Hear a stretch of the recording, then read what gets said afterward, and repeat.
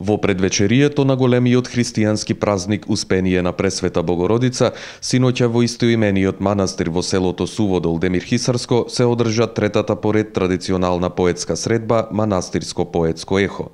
Над 30 поети од повеќе градови од нашата земја, како и од диаспората, се представија со своји творби во кои најчесто беше опеана Пресвета Богородица. Манифестацијата се одржа во рамките на Демирхисарското културно лето во организација на литературниот клуб Изгрев, кој работи во склоп на Центарот за култура Илинден од Демирхисар и литературниот клуб Висарион од истиот град.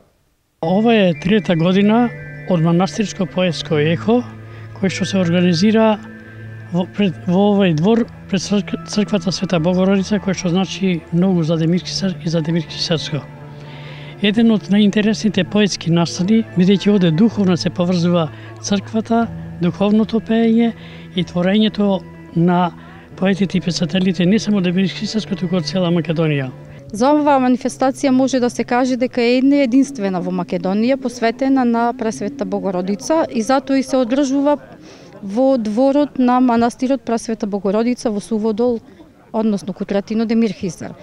За оваа манифестација можеме да кажеме дека навистина има многу голем интерес.